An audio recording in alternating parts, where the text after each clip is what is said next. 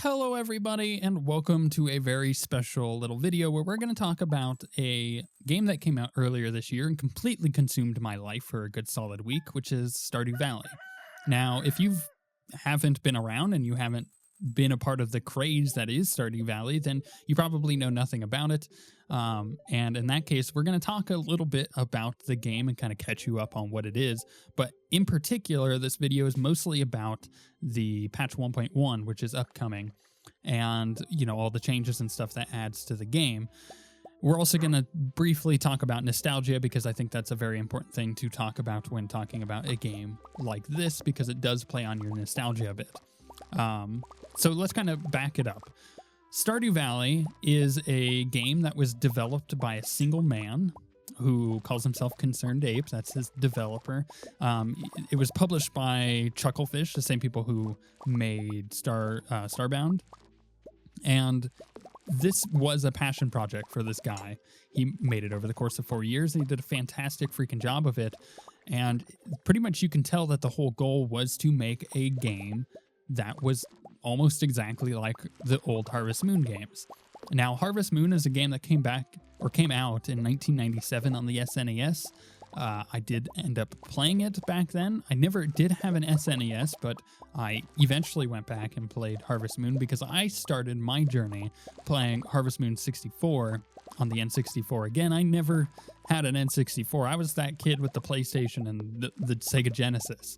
I had a NES when it first came out, but I never had an SNES. So I skipped out on, obviously, the first Harvest Moon. And when I played Harvest Moon 64, I would go over to a buddy's house and we would just sit down and play the game. And we would always try to optimize, you know, crop placements, and we would name our cows and our chickens stupid things, and we'd take care of them. And it was just a fun little game to kind of pass the controller back and forth and enjoy the company of the other person, because you were both striving towards the same goals in these games. So what is Harvest Moon and what is Stardew Valley? Well, it is a game where the farming is the focus, where you have this farm and you place crops and you farm them. You have to water them and take care of them. But there are all of these other components to the game, such as social aspects. There's people in your town that you must go learn who they are, and get to know them a little bit better, and in some cases even get married to one of them. And on top of that, there's RPG mechanics usually in these kind of games, where you're upgrading your tools, your farm, your character, anything like that. And then you're really having the goal of trying to make more and more money. And whilst doing all of that, there's other objectives to the game. There's events that happen each month, because the game is on like a yearly schedule, because spring, summer, fall, then winter. That's usually the game usually starts in the spring, because that's pretty much the best time for one of these games to start. And you work your way through, and you are doing all these monthly events that the town is putting on. Some of them are competitions, for like who can grow the best stuff. Others are just, go and chill and hang out with the other people and get to know them. And then you'll start to like learn the birthdays of all of the people in the town and give them gifts on their birthdays. And then they suddenly start to like you more. And then they'll give you, things in return. And there's also a mine, and you can go and do mining, and there's mobs in there. See, there's combat, and it just keeps going on and on and on. And there's all these little pieces to games like this, such as Harvest Moon and Stardew Valley and any other clone of Harvest Moon. But at the end of the day, I stand my ground by saying that these games are not a game about farming, not a game about the social aspects in town, but a game about time. Because you have a clock in the top right. When you start your day, that's the clock is going. At any time, you can pause your game, and any time that you're, messing around in your inventory or you're talking to people in town, your clock is paused. But you're not really being productive during those moments. You're not actually getting the things done that you necessarily want to get done. And I think they're very generous in pausing the clock, because it allows you to sit there and read and enjoy the stuff on the screen. Because if that didn't happen, you would just spacebar through it, simply because the game is about time and time management. When you wake up in the morning, like I said, you have things to do. You want to go out, and first thing you got to, make sure your crops are all planted. Are they planted? Well, now you got to water them, unless you've automated that in Stardew Valley with like sprinklers. But, most likely at the beginning of the game, that's not the case. So now that you've spent several hours in the game, and just, a few minutes outside of that in real life, messing with your farm, now, sometimes you want to go and kind of clean up your farm again. Weeds are like spawning. There's sometimes like trees that are falling over. You want to go clean those up. And then by the time you've done all this, it's already like noon in the game. And you're like, well, crap, I still haven't even had time to go into the town. So now I need to go into town and talk to a couple people and possibly purchase some things, because I just recently sold a ton of crops and now I have all this money. So now I need to go upgrade my tools. So, okay, I need to go buy the blacksmith, and I need to go buy this store, and I also need to go by this person's house to go and give them a gift. So you go, swing by the person's house, you give them a gift. And then next up is the store. You go to the store, you purchase a few things, you walk out, and now you only have an hour left before the blacksmith closes, and most of your day is already gone. So now you go over to the blacksmith and you get your stuff starting to upgrade, and that takes a few days. So now you're without, specific tools for a couple days. So you got to do that at the right times. And then, the shop closes and you're like, well, crap, I've already done everything on my farm. My energy is still pretty good. Okay, let's go into the mine. So then you go into the mine and you do some combat, and you mine down a few levels and you get some progress in there. And then by the time you get out, it's 11 p.m. and your character's about to pass out from exhaustion. You get back to your house just in time to lay back down. The screen flips over, tells you how much money you made that day. Then you start all over again. And the game keeps going and going and going like that, because you're constantly on this clock. And that's why I say that these games are about time and not necessarily about farming, though farming is the theme. It also does something that Harvest Moon tried to do a few times, but I think Stardew Valley does better, which is add an air of like mystery and magic to the game. In fact, there is a wizard. There's straight up a wizard that you meet and you get like missions from and everything. But there's also this community center, which you're kind of seeing in the background, which have these things that are like little creatures that are like residing in there. And there's these bundles that you can fill out and finish. And each of them kind of, as you finish it, it unlocks certain things in town. Like maybe it'll repair a bridge that was taken out that goes to like a quarry. Or maybe it, makes sure that the bus is working, so then you can go to a completely different zone. And by filling these out, you're actually progressing the game pretty heavily. And sometimes it's stuff like, oh, you have to fish up certain fish, or you have to get certain crops that you grow and then turn in, and stuff like that. And there's this whole through line in Stardew Valley. That's this cool little story where you have basically Walmart. It's called Jojo Mart, or Yo-Yo Mart, depending on how you want to pronounce it, where they're a corporation and they're trying to take over, and they don't want you basically buying anything from the locals. They want you buying stuff from them, which admittedly is cheaper from them, but at the same time, you're not supporting the local shops and everything. So then they'll kind of get mad at you. But there are two different real storylines going on here that you can play. You can either go down the Jojo Mart path and do all that, or you could do the community center and repair that and put the power back in the town's hands, one might say. And it's this cool little through line with the magic and everything, and like restoring the town and going to the museum and giving him stuff so that, the town has like a legacy to go off of. And all of this stuff kind of combines together into this cool little game where you're slowly getting absorbed into something that seems very simple and stupid, but sooner or later you'll realize a week has passed and you did nothing but play Stardew Valley. And in fact, I would highly suggest picking it up, if not just to play for an hour. I think Stardew Valley and Harvest Moon and stuff like that, for the first hour, you're kind of not feeling it. But after you put that first hour in, which will go by super fast, by the way, you'll start to get it. And you'll start to optimize things. And you'll start to realize the objective of the games, and then you'll get your pet, either a dog or a cat, for the first time, and then you'll name them, and then suddenly you have this cool little companion on their farm. And then maybe you start doing certain crops that you like, or making money the way that you want. For example, in 1.1, and by the way, the gameplay in the background is running the beta build of 1.1, but the 1.1 itself comes out on October 3rd. It is, as of today, it is October 2nd when I'm uploading this. So pretty much that comes out tomorrow. And with all that, you can actually choose a different way, and you could do this in the base game too, but with the patch even more so. You can kind of choose a way to make your own money, where maybe you only grow in the fall a ton of cranberries and grapes and stuff like that, and you store them all up, and then you go and you make wine with them over the winter, and you just churn out a ton of wine. And then with some of the new buildings, you use that to make aged, versions of that, which make it even more valuable. And then you sell that, and that's how you make your money.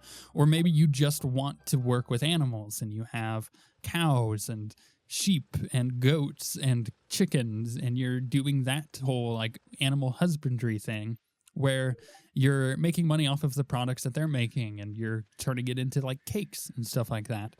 So that's another option. Or maybe you're just setting up a ton of trees and growing things off the trees, and maybe getting sap and stuff like that. Or maybe you're not really focused on your farm at all, and you're just going to fish, and you really like fishing. Like, all of these things are ways to make money in the game, and the patch certainly enables that. So let's actually talk about what the patch is adding. The first is kind of on the line of spouses, where you can marry people. They added 2 more people you can marry, which are Shane and Emily. So they're available now. They weren't before, and people really wanted them to be for whatever reason. So now they are. And there's also some new options with spouses. Like, they'll do certain things during the day on your farm, and they'll just generally be a little bit more useful than they were before. But if you don't like your spouse, they added the ability to divorce them for a pretty hefty fee. I think it's like 10,000 or 50,000 gold. But that's an option. And then they added a whole new quest line once you either repair the community mart or the community center, or do the JoJo Mart stuff.